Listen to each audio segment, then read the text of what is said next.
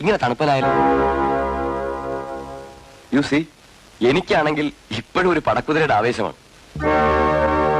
അച്ഛനെ, ഒരു തമാശ കേൾക്കണോ? ഇന്നൊരു സുഹൃത്ത് എന്നോട് ചോദിക്കുക, സെക്കൻഡ് ലൈഫിൽ ആദ്യ രാത്രി കഴിഞ്ഞു. ഞാൻ തലയാട്ടി.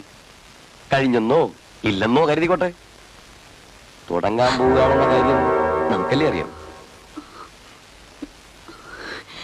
വൈ, എന്താണിങ്ങനെ?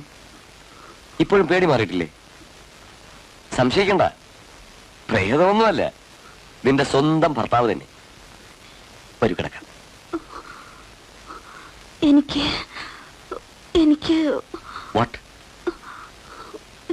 ഇന്ന് ഡേറ്റാണ്.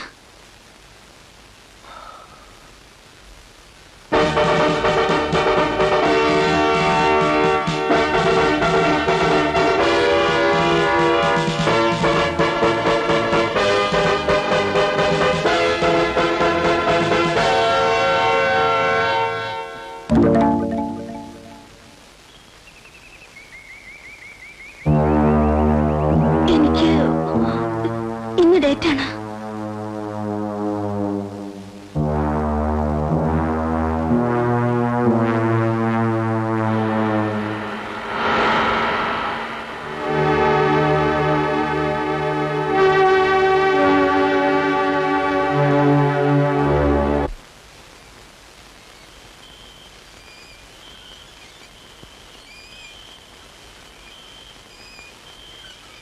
സമയമായി, നമുക്ക് കിടക്കാം.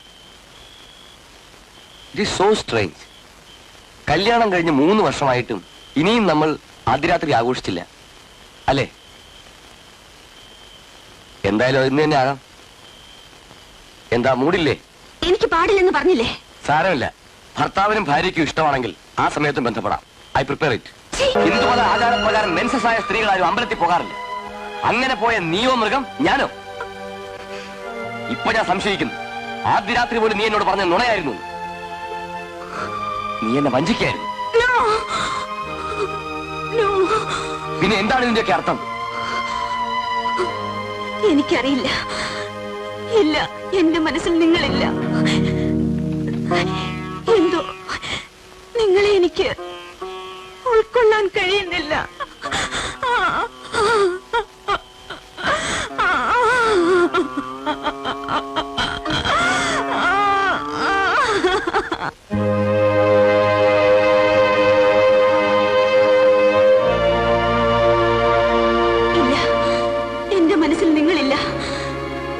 ഉൾക്കൊള്ളാൻ കഴിയുന്നില്ല.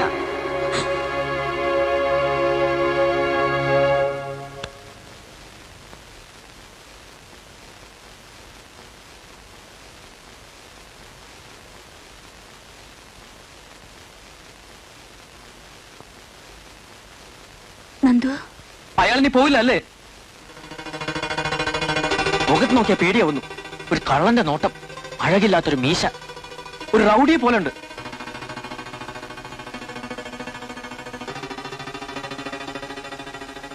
ആ റൗഡിയെ അമ്മുവിന് ഇഷ്ടമായി അല്ലേ?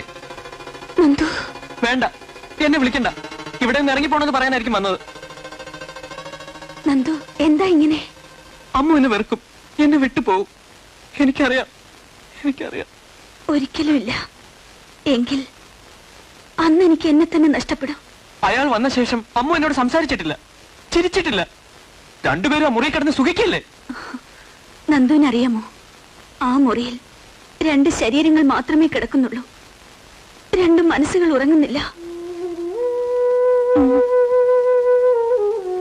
ഒന്ന് ചേർന്നുറച്ച 2 മനസ്സുകളെ വേർതിരിക്കാൻ ഒരു ശക്തിക്കും കഴിയില്ല.